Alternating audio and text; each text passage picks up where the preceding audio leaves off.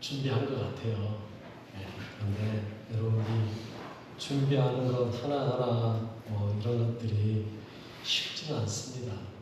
그런데 여러분 그 준비한 모든 것들이 청년의 때 얼마나 하나님 앞에 드리고자 하는 마음으로 준비했겠습니까? 오늘 여러분들이 보시면서 좋은 것도 있고 또 안 좋은 것도 있고 그럴 수도 있어요. 그러나 그러한 모든 것들 속에 하나님께만 영광 돌릴 수 있는 귀한 은혜가 있는 헌신 예배가 되길 바라겠습니다. 특별히 우리 청년의 때가 얼마나 좋은 때예요. 여러분 많은 사람들에게 물어보면 언제로 돌아가고 싶냐 그러면 대부분이 하는 말이 청년 때로라고 말한다 그래요. 그만큼 좋은 때라는 이야기겠죠. 그래서 솔로몬도요 뭐라고 말을 했습니까? 솔로몬도 하는 말이 뭐라고 말했냐면 전도서 12장 1절에 보면 청년의 때 그때 뭐 해라? 너의 창조주를 기억해라 그랬습니다. 여러분 우리가 청년의 때 창조주를 기억한다는 것 이보다 더 귀하고 아름다운 때가 없어요. 그 청년의 때에 하나님만 바라보며 산다는 것 이게 정말 귀한 겁니다. 우리 청년들이 우리 학생들이 하나님 은혜 안에서 늘 하나님께만 영광 돌리는 삶이 될 수 있도록 기도해 주시길 바라겠습니다. 그리고 격려해 주시길 바라겠습니다. 우리 이 시간에 우리 격려하는 마음으로 박수 한번 쳐주십시오. 수고했다고 잘했다고 앞으로도 더 잘하라고 기도해 주시길 바라겠습니다. 오늘 본문에 보면 예수님께서 베드로를 찾아오는 이야기가 나오고 있어요. 그런데 여러분 그 베드로를 찾아오는데 왜 찾아왔을까요? 그 베드로를 찾아온 하나님의 예수님의 뜻이 있겠죠. 먼저는요 예수님이 베드로를 찾아와서 먼저 예수님께서 그에게 너를 나를 따르라. 우리가 마태복음을 봤습니다만 마태복음에서는 그렇게 이야기해요. 그죠? 베드로가 있는데 바닷가로 가서 예수님이 나를 따르라. 내가 너를 사람 낚는 어부가 되게 해줄게. 마태복음에서는 그렇게 나와요. 근데 그걸 볼 때마다 저는 생각하기를 좀 뜬금없는데? 이런 생각을 좀 했어요. 왜 갑자기? 그런데 오늘 본문에선 그게 아니라는 걸 이야기하고 있죠. 마태복음의 이야기가 많이 생략된 이야기라는 걸 오늘 본문에서 이야기할 수 있어요. 그걸 볼 수 있어요. 근데 그 베드로가 예수님을 따르기 위해서 먼저 선행돼야 될 조건이 하나 있었다는 겁니다. 그게 뭐냐면 자기가 누구인지를 아는 거예요. 여러분 우리의 삶에서요 내가 누구인지를 아는 것 이게 정말 중요합니다. 그래서 여러분 소크라테스라는 사람 철학의 아버지라고 그러거든요. 소크라테스가 했던 유명한 말이 있죠. 누구나 다 아는 이야기. 뭐라고 말했다고요? 너 자신을 알아. 너 자신을 알아. 소크라테스는 아마 자신이 누군지를 알았었던 것 같아요. 그러니 자신 있게 너 자신을 알아 라고 이야기했어요. 그런데 그 소크라테스가요 너 자신을 알라라고 말을 했는데 여러분 이 세상에 그 어떤 것도요 나를 알려주는 게 없어요. 여러분 세상에 그 무엇도 어떤 학문도요 철학도요 또 제가 볼 때 심지어 너 자신을 알라고 말했던 소크라테스도 자기 자신을 알았는지 모르지만 상대방이 누구인지를 제대로 가르쳐주지는 못했어요. 그런데 유일하게 우리에게 내가 누구인지를 제대로 가르쳐주는 책이 한 권 있습니다. 어떤 책일까요? 성경입니다. 여러분 우리가 누구인지를 가장 잘 알려주는 책이 성경밖에 없어요. 성경 안에요 내가 누구인지가 잘 나와 있습니다. 오늘 본문에서도요 예수님께서 베드로를 만나고 나니까 베드로가요 예수님을 통해서 내가 누구인지를 바로 깨달아요. 그래서 뭐라고 말하느냐 오늘 본문 8절에 보면 이렇게 고백하고 있어요. 시몬 베드로가 이르되 이를 보고 예수의 무릎 아래 엎드려 이르되 주여 나를 떠나소서 나는 죄인이로소이다. 베드로가 자기가 죄인임을 바로 안 거예요. 그래서 예수님께 뭐라고 고백해요? 날 떠나십시오. 나는 죄인입니다. 감히 당신과 함께 할 수 있는 사람이 아닙니다. 그 이야기예요. 여러분, 마태복음에서처럼 예수님이 나를 따르라 하고 바로 그런 게 아니었다는 얘기예요. 베드로에게 와서요, 베드로가 따를 수밖에 없도록 하나님 예수님께서 그를 만지셨다라는 거죠. 오늘 본문의 이야기로 다시 들어가 볼게요. 예수님께서 베드로에게 왔습니다. 그리고 베드로에게 요청하는 거예요. 뭐라고 요청합니까? 야, 날 위해 배를 좀 육지에서 좀 띄워줄래?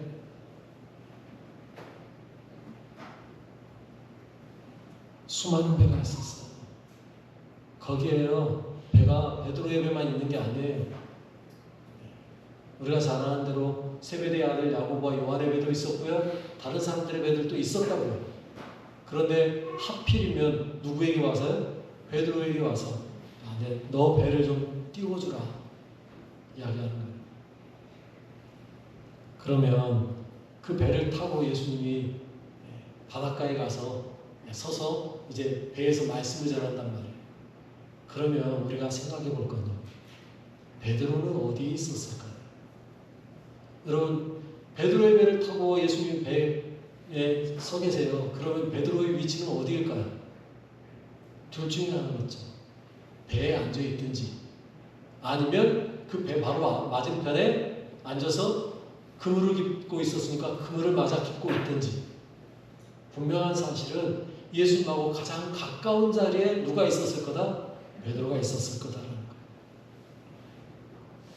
그 말 속에는요, 베드로는 지금 뭐하고 있었다는 이야기예요?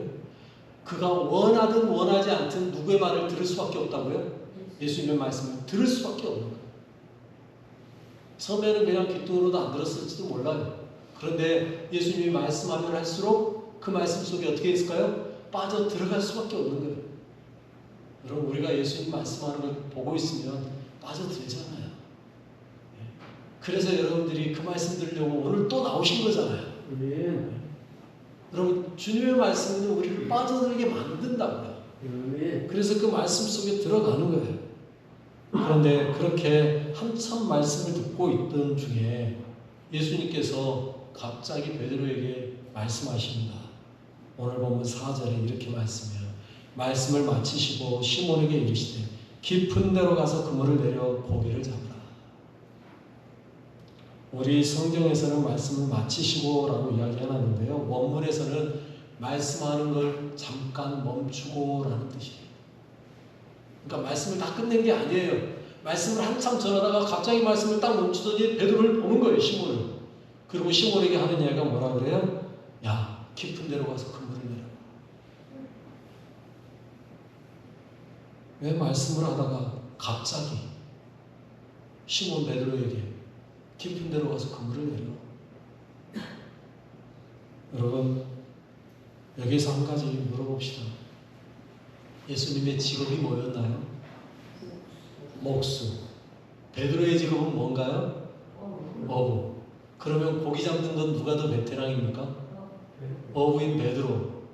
그런데 감히 목수인 예수님이 뭐 하는 거예요 지금? 훈수를 두고 있는 거예요. 여러분, 이게 말이 됩니까? 고기 잡는 데는 누가 봐도 베드로가 선수입니다. 고기 잡는 데는 누가 봐도 베드로가 더 베테랑입니다.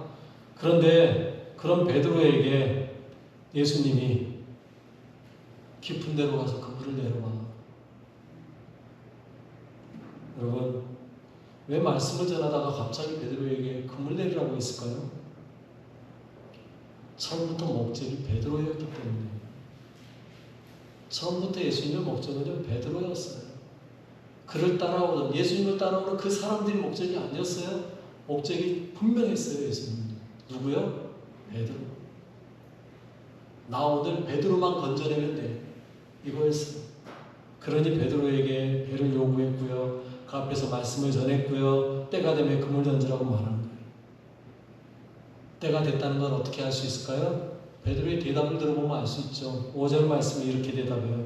시몬이 대답하여 이르되 선생님, 우리들이 밤이 새도록 수고하였으되 잡은 것이 없지만은 말씀에 의지하여 내가 그물을 내리리이다. 혼자 수고하고 혼자 고생했던 게 아니었어요. 우리들이라고 분명히 말하고 있어요. 베드로 혼자 그 열심히 그물질했던 게 아니에요. 여러 명이 같이 그물질했어요. 밤새 수고했는데요. 뭐 했다고요? 헛그물질했다고요. 여러분 한번 물어볼까요? 여러분들이 밤새도록 고생했는데 아무 성과가 없었어요. 그러면 기분이 어떠실 것 같아요?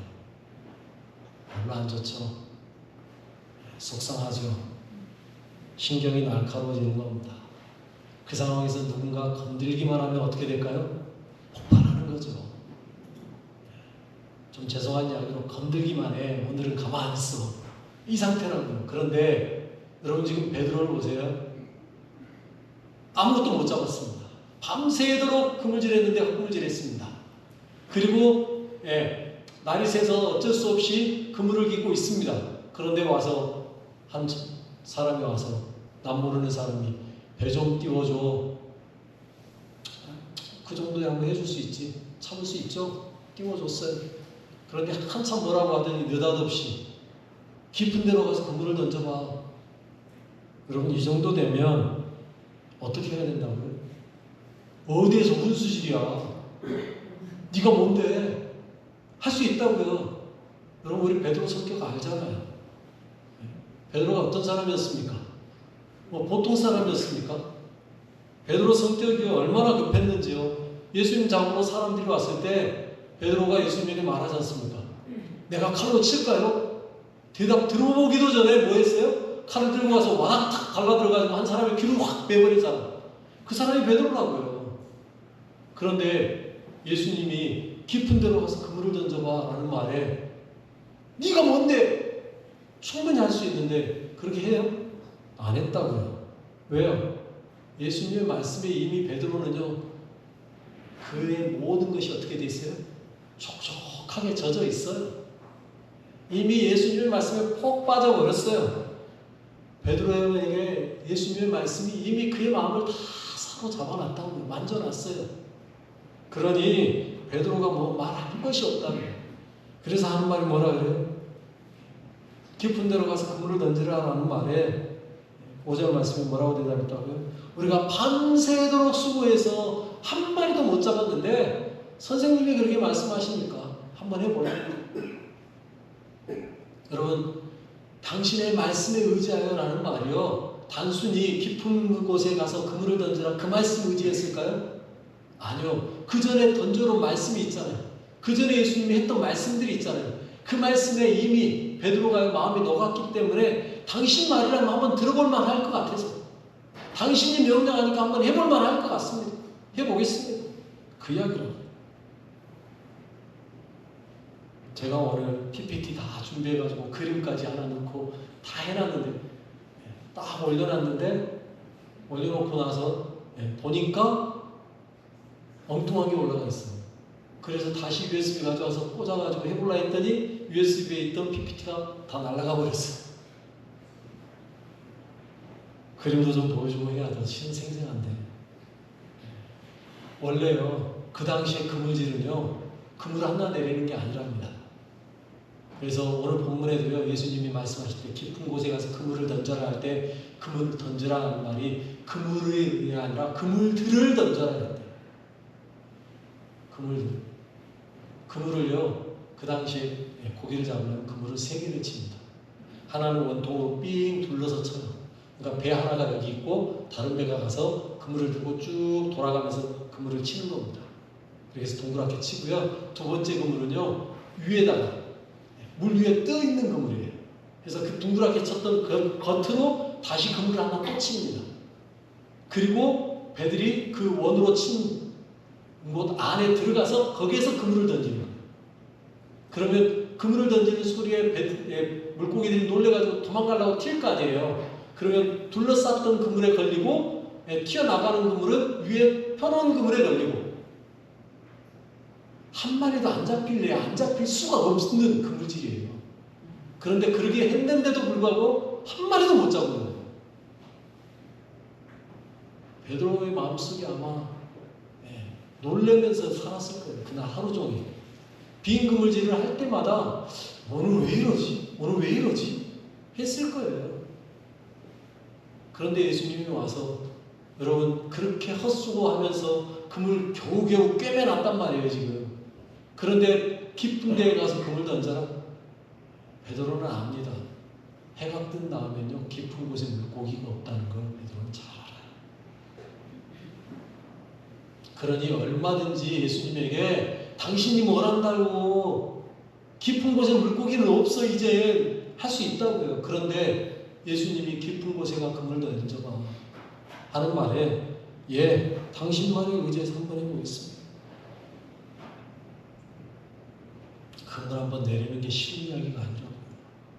그런데 하는 거예요. 순종하는 거예요. 그 결과가 뭐였어요? 고기가 그물이 찢어지도록 잡혔어요. 한 배도 아니고요. 2배 가득 채웠어요.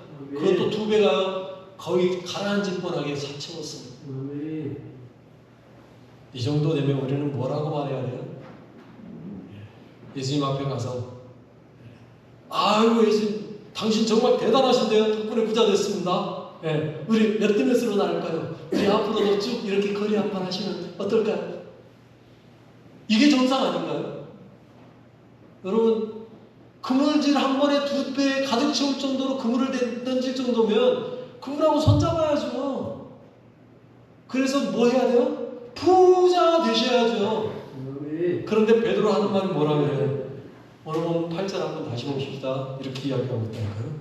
시몬 베드로가 이를 보고 예수의 무릎 아래 엎드려 이르되 주여 나를 떠나소서 나는 죄인으로소이다. 여러분 고기 한번 잡은 거하고 죄인인 거하고 무슨 상관이 있냐고요. 도대체 나는 이 연관성을 찾을래야 찾을 수가 없어요. 물고기 2배 가득 채운 거하고 나는 죄인입니다고 무슨 관계가 있어요? 그런데 왜 이렇게 고백할 수 있었어요?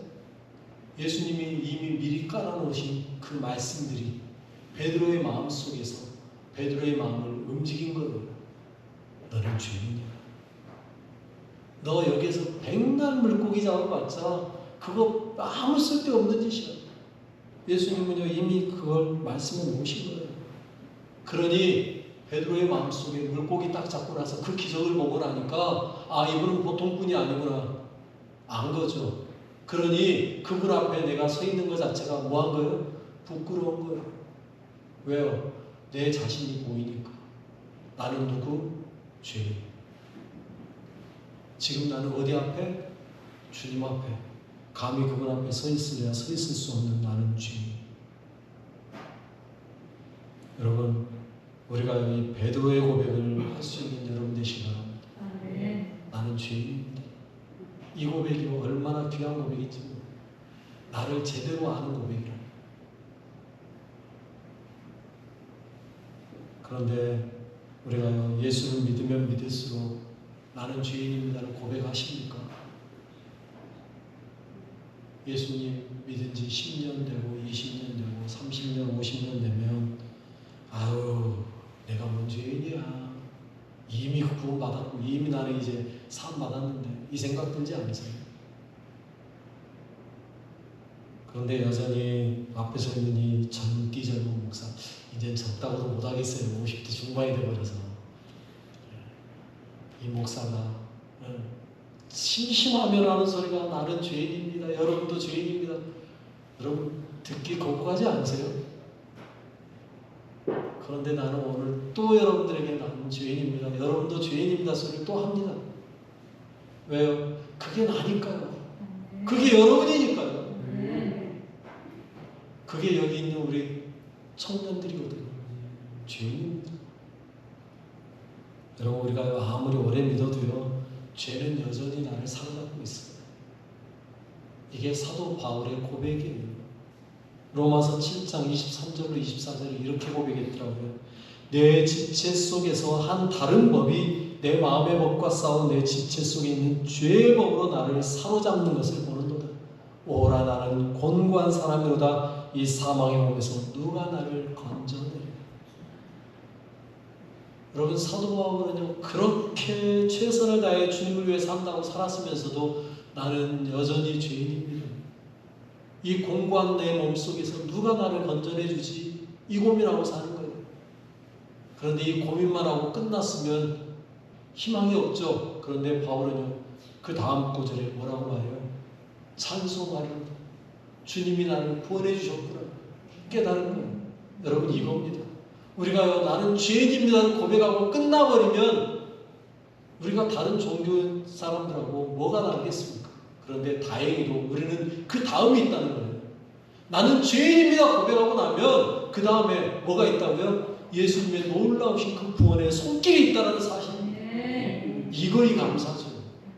그래서 우리가 예수님 믿는 거예요. 그럼에도 불구하고 우리는 매일매일 해야 될 고백이 있습니다. 어떤 고백이요? 나는 죄인입니다. 불쌍히 여겨주옵소서. 세례의 고백이에요. 하나님 앞에 나와 고백했던 세리처럼 주님, 하나님 나는 죄인입니다. 나를 불쌍히 여겨주옵소서. 이 고백이 우리의 매일의 고백이어야 된다고요. 그럴 때마다 주님은요, 괜찮아. 내가 용서했어. 괜찮아. 내가 널 위해 대신 죽어줬어. 괜찮아. 내가 너를 사랑해. 아멘. 너는 이제 새로운 피조물이야. 고린도후서 5장 17절 말씀이죠. 그런즉 누구든지 그리스도 안에 있으면 새로운 피조물이라. 이전 것은 지나갔으니 보라 새 것이 되었도다. 여러분, 우리가 죄인이라고 고백할 때마다 주님은 우리에게 동일하게 대답해 주십니다. 뭐라고요? 괜찮아. 너는 이제 새 것이야. 너는 이제 새로운 피조물이야. 여러분, 우리가 새로운 피조물이 되었으면 어떻게 해야 될까요? 우리의 참 주인이신 그분께 나를 내어 드리는 거예요. 온전히 내 몸을 주님의 구주의 성전 되어 주십시오. 내놓는 거예요. 오늘 청년들의 찬양의 고백에 그 고백이었지 않습니까? 첫 번째 찬양곡이 뭐였어요? 내 몸은 구주의 성전이니. 여러분, 여러분의 삶에서 이 고백이 날마다 있어지길 바라겠습니다. 그러면 성전은요, 뭐 해야 돼요? 성전다워야 돼요. 성전다우려면 어떻게 해야 될까요? 그 성전 안에 누가 계셔야 돼요? 하나님이 계셔야 돼요. 주님이 계셔야 돼요. 여러분 한번 여러분 자신 한번 가만히 내다보십시오. 여러분 안에 주님이 계십니까? 여러분 안에 주님이 계세요? 자신 있게 대답을 못 하시네요. 여러분 안에 주님이 계십니까? 그렇다면 여러분은 성전입니다. 고린도전서 3장 16절로 17절에 이렇게 말씀하셨어요. 너희는 너희가 하나님의 성전인 것과 하나님의 성령이 너희 안에 계신 것을 알지 못하느냐. 누구든지 하나님의 성전을 더럽히면 하나님이 그 사람을 멸하시리라. 하나님의 성전은 거룩하니 너희도 그러하니라. 여러분 안에 하나님이 함께 하시고 성령님이 계신다면 여러분들 어떤 분이에요? 거룩하신 분이에요. 그래서 우리는 예수의 밝은 빛 비추며 살아요. 밝은 빛 비추며 사십니다. 어떻게 살아야 우리가 예수의 밝은 빛 비추며 살까요? 그 찬양 가사 마지막 절에 소절이 이렇게 이야기해요. 매일의 걸음이 구별된 걸음으로 내 삶의 고백이 아버지 능력으로 구별된 삶을 사는 것. 매일의 걸음이 구별된 걸음입니다. 여러분의 걸음 한 걸음 한 걸음이 구별된 걸음이 되어야 돼요. 남들과 똑같은 길로 걸어가서는 안 된다고. 네. 남들도 다 하는데 이 소리는 예수 믿는 사람에 의해서는 절대 안 되는 말입니다. 남들은 다 해도 누구는 안 한다? 나는 예수 믿기 때문에 안 한다. 이게 구별된 걸음이라고. 내가 아니라 하나님이 드러나고 예수님이 보여지는 삶이, 그게 예수의 밝은 빛 비추며 살지는. 왜요? 우리는 세상을 향한 움직이는 교회잖아요. 여러분들이 움직이는 교회라고요. 여러분이 성전이라고요. 그래서 찬양 가사 다시 한번 말씀드릴게요. 주여 높임을 받으소서. 모든 영광과 찬송을 하나님께. 나를 부르신 자리에서 내 삶을 드려 찬양하리. 여러분의 삶이 그냥 찬양이 아니고 진정한 고백이 되셔야 돼요. 여러분이 진정한 성전 되셔야 돼요. 여러분의 몸은 구주의 성전이에요. 원래부터 여러분이 성전이었느냐? 아니에요. 원래는요, 하나님이 우리를 흙으로 빚으셨어요. 그리고 우리 안에 생기를 불어넣어줘 살게 되었죠. 그런데 그것이 깨졌잖아요. 아담의 원죄로. 그래서 우리는요, 보잘것없는 흙덩어리 위에 아닌 존재가 되어버렸어요. 그런데 그런 우리에게 예수님께서 오셔서 다시 우리를 구원하여 주시고 우리를 성전 삼고 너희 안에 성령님이 거하실 거라고 약속해 주시고 오순절 마가의 다락방에 성령님이 오심으로 우리 안에 성령님이 임하심으로 말미암아 이제는 우리가 성전이에요. 제가 제일 속상해하는 말 중에 하나가 교회 건물 보면서 성전이라고 말할 때마다 저는 참 속상해요. 옛날 우리 선조들은요, 이 건물을 보고 교회라고 부르지도 않았어요. 이 교회 건물을 보고 뭐라고 불렀어요? 예배당이라고 불렀어요. 또는 교회당이라고 불렀어요. 교회라고 안 했어요. 우리가 교회고요, 우리가 성전이에요. 이 건물은 그냥 건물이에요. 예배당이에요. 여러분이 성전입니다. 그러니 여러분들이 거룩하셔야 돼요. 여러분 안에 성령님이 함께 하시기 때문에 우리가 비로소 이 자리에 나와서 주님을 찬양할 수 있는 거예요. 여러분 자신을 다시 한번 잘 돌아보시기 바랍니다. 나는 누구라고요? 원래부터 죄인.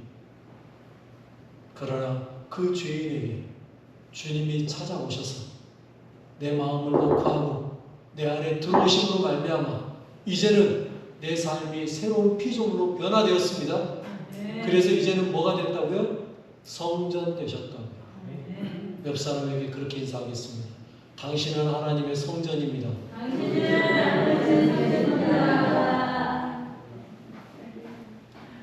우리 안에 성령님이 계십니다. 그래서 우리는 성전입니다. 이제 그 성전으로서 어떻게 살 것인지 결정하십니다. 성전으로서 내 삶을 어떻게 살아갈 것인지를 결정하셔야 됩니다. 순종함으로 하나님의 거룩한 백성으로 살 건지 아니면 여전히 죄 가운데 살아갈 건지. 그래서 세상 것 따라가며 세상 노래 즐기며 세상 쾌락 따라서 핸드폰하고 게임하고 쇼츠 보고 유튜브에 헬렐레하고 살 건지 아니면 거룩한 주의 백성으로 바르게 살아갈 건지. 청년들이여 정신 차리시오. 청년들이여 똑바로 사시오. 여기 마음은 청년이신 여러분이요 똑바로 사시기 바라겠습니다. 마음만 청년하지 마시고 주님 앞에 거룩한 성전답게 바르게 살아가시고 주의 백성 되시기 바라겠습니다.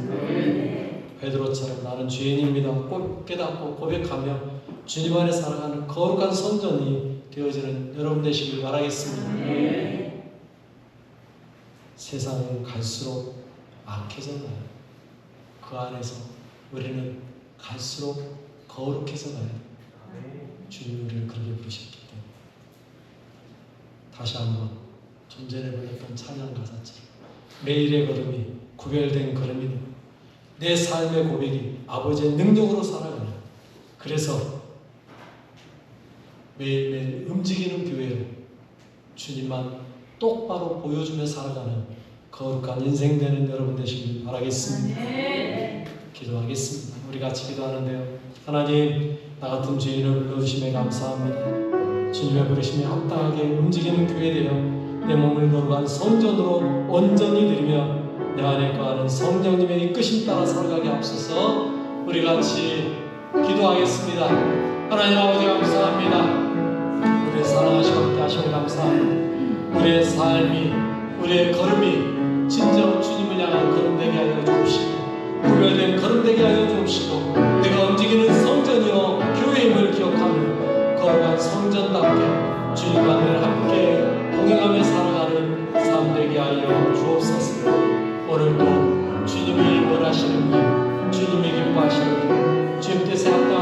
바라보게 하시고 주님만 바라보게 하시고 주님만 찬양하며 살아가는 주의 백성 되게 하여 주옵소서. 아버지 감사합니다. 아버지 감사합니다. 오늘도 내일도 영원히 주님만 자랑하며 섬기며 살아가게 하여 주옵소서. 주님의 나라와 의를 구합니다. 주님 나를 인도하여 주옵소서. 매일의 삶 속에 주님 인도하여 주옵소서. 하나님 아버지 감사합니다. 내가 죄인임을 알게 하시며 감사합니다. 내 삶이 거룩한 성전으로 살아갈 수 있도록 불러주시며 감사합니다. 매일의 걸음이 구별된 걸음 되게 하시고 거룩한 성전으로 주님 뜻만 따라 행하는 자 되게 하여 인도하여 주옵소서. 특별히 우리 청각 회원들이 주님 앞에 열정으로 섬기며 살게 하시고 세상의 것들을 즐기며 따르는 자들이 아니라 하나님만 섬기고 따르는 거룩한 자들 되게 하여 주옵소서. 우리를 부르시고 구원하시고 깨닫게 하신 우리 주 예수의 이름으로 감사하며 기도드리옵나이다. 아멘.